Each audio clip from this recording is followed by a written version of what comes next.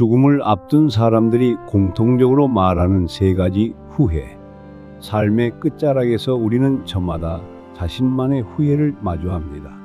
어느 호스피스 의사는 수많은 임종 환자들에게서 공통적으로 세 가지 후회를 들을 수 있었다고 합니다. 하고 싶은 것을 하지 못한 것, 맺힌 것을 풀지 못한 것, 베풀지 못한 것. 살아온 날들을 되짚어볼 시간이 주어질 때 비로소 사람들은 정말 소중했던 가치를 깨닫곤 합니다. 그러나 동양의 지혜로운 가르침들은 오래전부터 이러한 진리를 일깨워 왔습니다. 불교의 무상과 자비, 유교의 인과 충서, 도교의 무의자연 속에는 후회 없이 사는 법이 녹아 있습니다. 지금부터 삶의 세 가지 지혜를 이야기하며 우리 안에 깊이 새겨야 할 깨달음을 찾아가 보겠습니다.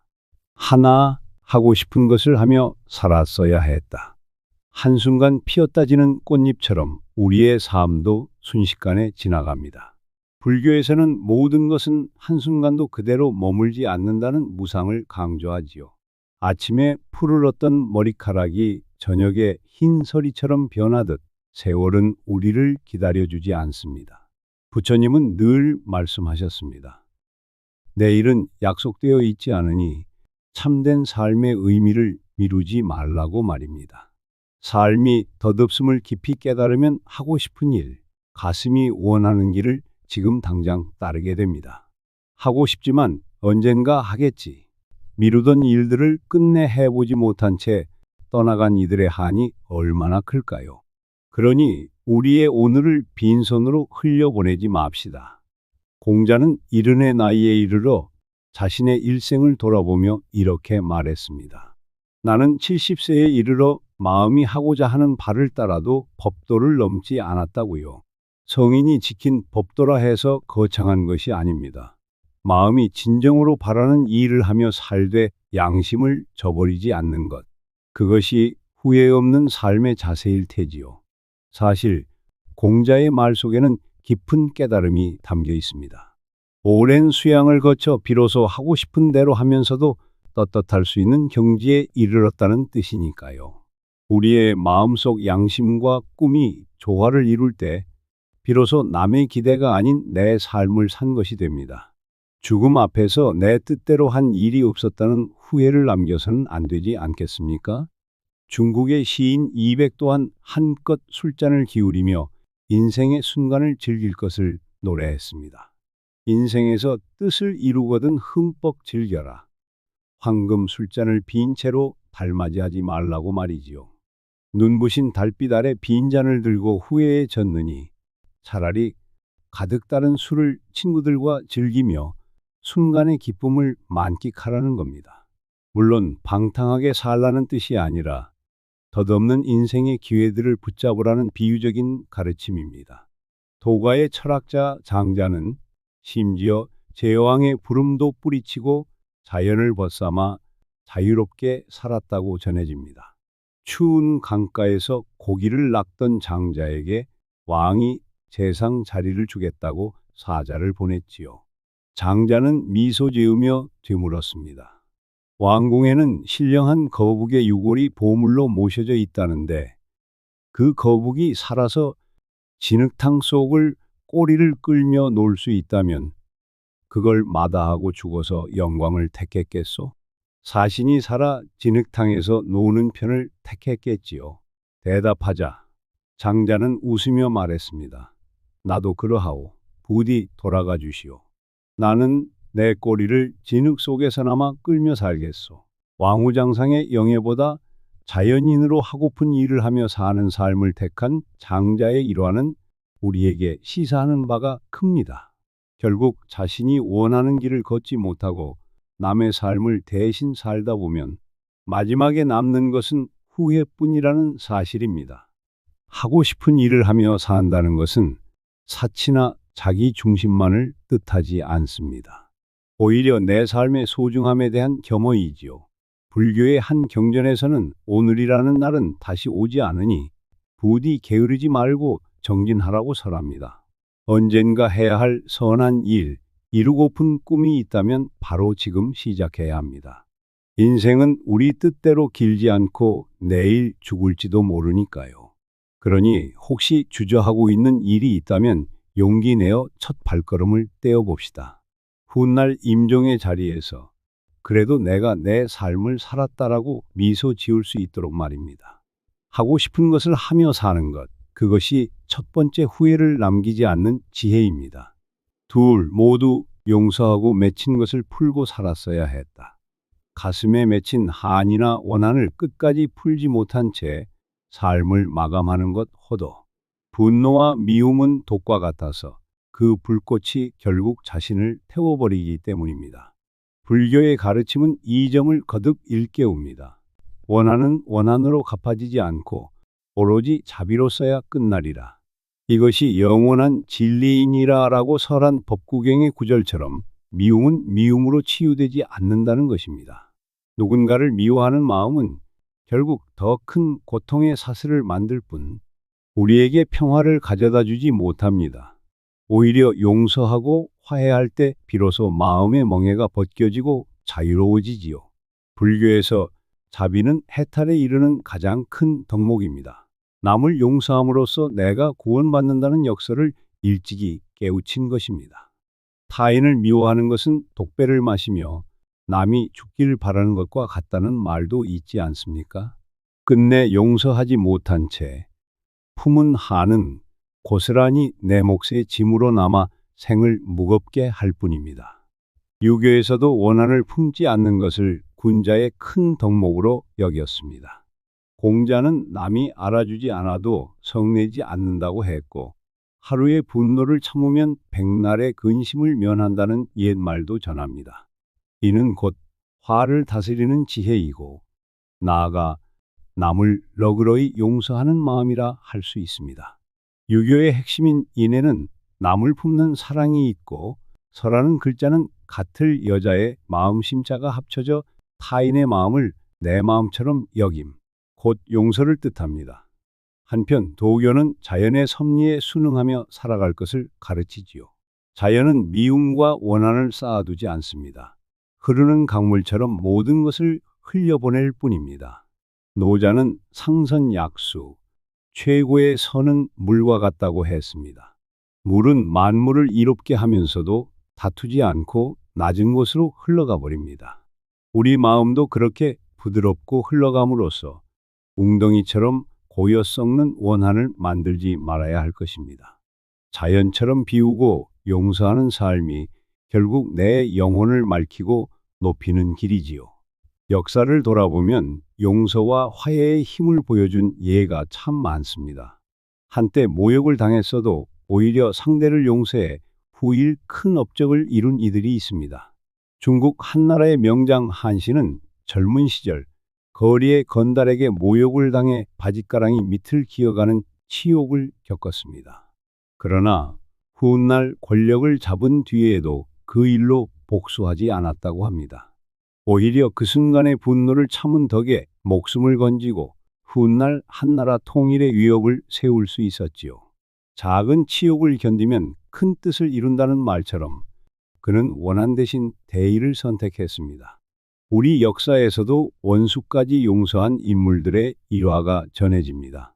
세종대왕은 자신을 비판한 신하를 더욱 중용했고 박문수나 정약용 같은 이들도 억울하게 유배되었을 때조차 임금을 원망하기보다 학문 연구로 세월을 보냈습니다. 훗날 그들은 오히려 백성을 위해 헌신하며 이름을 남겼지요. 이렇듯 원한을 풀어버릴 때 새로운 길이 열리고 그 마음의 짐을 내려놓을 때 비로소 삶이 풍요로워집니다. 어떤 옛 설화에는 이런 이야기도 있습니다. 두 승려가 길을 걷다 개울가에서 어려움에 처한 여인을 만났습니다. 한 승려가 그녀를 업고 개울을 건너 무사히 내려주었지요. 그러나 다른 승려는 길 내내 투덜거리며 불만을 품었습니다. 우리는 승려로서 여인을 안으면 안 되거늘 어떻게 그런 일을 했소?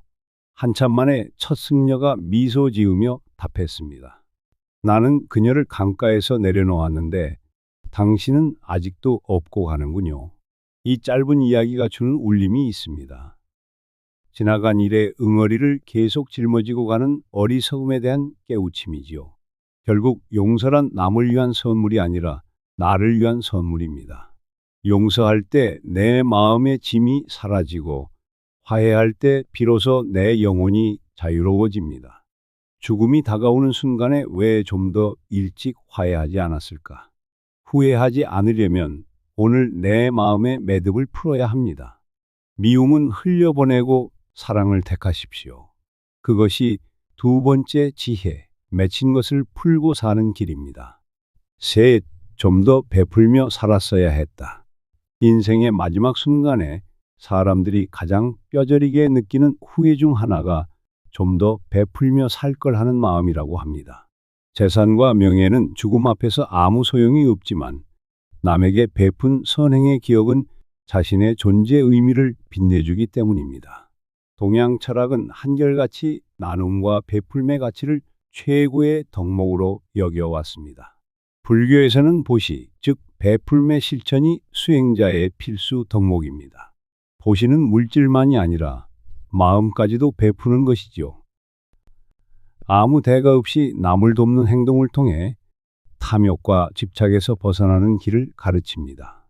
우리가 가진 것을 남과 나눌 때 비로소 내 소유에 대한 집착이 부서지고 참된 자유와 공덕이 쌓인다고 봅니다. 빈손으로 왔다가 빈손으로 가는 것이 인생이라면 살아있는 동안 얼마나 많은 사랑을 나누었느냐가 그 사람의 참된 부일 것입니다. 불가에서 흔히 말하지요. 공수래공수어. 결국 내가 준 것은 놓고 가지만 남에게 준 것은 영원히 남는다고요. 유교 또한 인의예지 가운데 무엇보다 어질고 남을 사랑하는 마음을 으뜸으로 칩니다. 공자는 어진 이는 남을 사랑하는 사람이라고 했고, 맹자는 벼락이 치면 물고기가 놀라고 해자가 죽으면 장자가 슬퍼한다는 비유로 만물을 사랑으로 이어주는 마음을 이야기했습니다. 수양이 잘된 군자는 원대한 뜻을 품되 백성의 고통을 자신 일처럼 여긴다고도 했지요. 조선의 청백리들은 고을에 흉년이 들면 사제를 털어 굶주린 백성을 도왔고, 명망 높은 선비일수록 어려운 이웃을 위해 의술과 구휼을 아끼지 않았습니다. 이런 전통은 훗날 노블레스 오블리주로도 칭송받듯 사회 지도층에 귀감이 되었습니다. 예로부터 경주 최부잣집은 모든 재산은 사회에 환원한다는 가훈 아래 수백 년간 불을 쌓고도 곤궁한 이웃에게 아낌없이 나누어 주어 이름 높았습니다. 제주도의 여성 거상 김만덕은 자신의 전 재산을 굶주린 이들을 위해 내놓아 수천 명의 목숨을 살렸지요. 그녀의 베풀매 미덕은 당대 조정과 백성들에게 커다란 감동을 주었고, 수많은 시문에 그 의로움이 찬양되었습니다. 조선시대에 이미 사람들은 김만덕과 최부잣집을 가리켜 나눔과 베풀매 아름다움을 실천한 본복이라 불렀던 것입니다. 이렇듯 남을 위해 베푼 선행은 세월이 흘러도 두고두고 향기처럼 기억에 남습니다. 도가에서도 비록 무의를 말하지만 그것은 아무것도 하지 않음이 아니라 자연스럽게 선을 행함을 뜻합니다. 무의의 참 의미는 억지로 잘 보이려 하지 않고도 스스로 선을 행하는 경지이지요. 도덕경에는 성인은 자신을 앞세우지 않으면서도 남들에게 존중받고 자신을 주장하지 않으면서도 공이 이루어진다는 구절이 있습니다. 내세우지 않는 선행, 내가 했다는 표시를 남기지 않는 베풀미야말로 가장 높은 덕이라는 뜻입니다.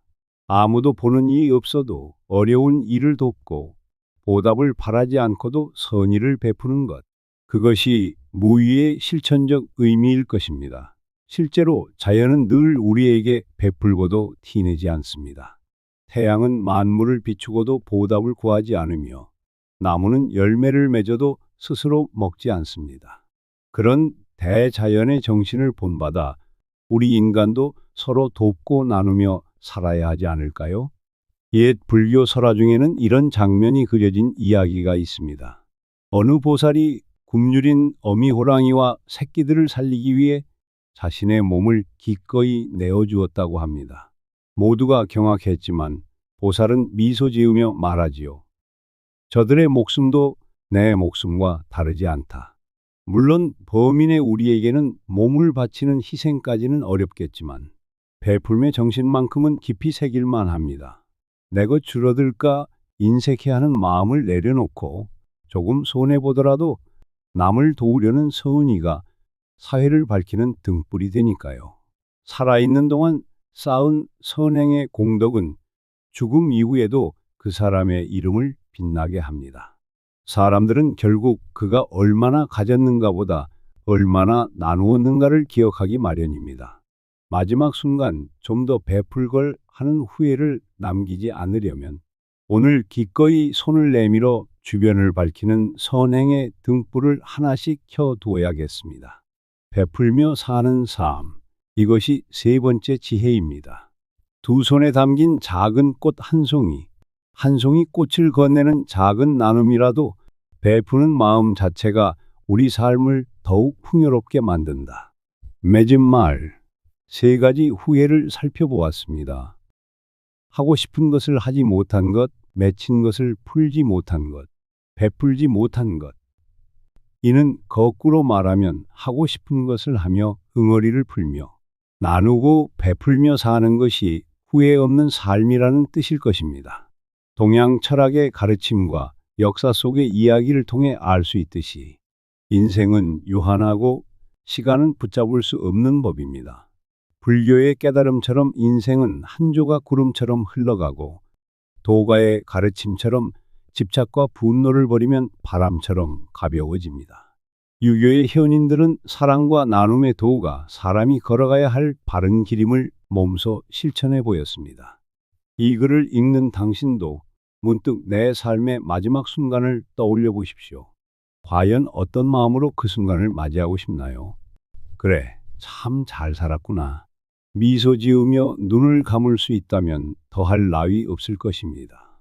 그러기 위해서는 지금 내 삶의 방향을 후회 없는 쪽으로 돌려놓아야 합니다. 하고 싶지만 망설여온 일이 있다면 용기 내 시작하고 마음 한구석에 미움이 남아 있다면 오늘 용서의 손을 내밀어 화해해야 합니다. 또한 내가 가진 것을 조금이라도 나눠 주변을 따뜻하게 밝힌다면 그 선한 영향력은 연꽃 향기처럼 오래도록 세상에 남을 것입니다. 동양의 옛말에 하루 한 번 선행을 베풀면 3일은 기쁘고 남을 원망하지 않으면 100일이 편안하다는 말이 있습니다. 결국 후회 없는 삶이란 매일의 선한 선택이 모여 이루어지는 것입니다. 덧없는 시간 앞에 충실하고 내 마음을 가두던 미움을 흘려보내고 나눔의 사랑으로 가슴을 채우는 일. 이는 거창한 영웅의 행동이 아니라 우리 평범한 일상에서 실천할 수 있는 작지만 위대한 선택들입니다. 오늘도 우리는 선택의 기로에 서 있습니다. 지금 이 순간 어떤 마음으로 살아갈지는 온전히 우리의 몫입니다. 삶의 끝에 가서 후회하지 않기를 바란다면 바로 오늘 그 후회들을 녹일 행동을 시작해야 합니다. 하고 싶은 일을 위한 첫걸음을 떼고 용서의 전화 한 통을 걸고 작은 사랑을 나누는 것. 그리하여 우리의 남은 날들이 후회 대신 감사와 보람으로 채워지기를 바랍니다. 죽음은 누구에게나 언젠가 다가오지만 어떻게 살아갈지는 우리가 결정할 수 있습니다. 동양 철학의 지혜를 마음에 새기고 역사 속 위인들의 삶에서 용기와 감동을 얻어 부디 여러분 자신의 멋진 이야기를 써나가시길 바랍니다. 그리고 먼 훗날 삶의 마감을 맞이할 때 참 잘 살아왔다 미소 지을 수 있기를 진심으로 기원합니다.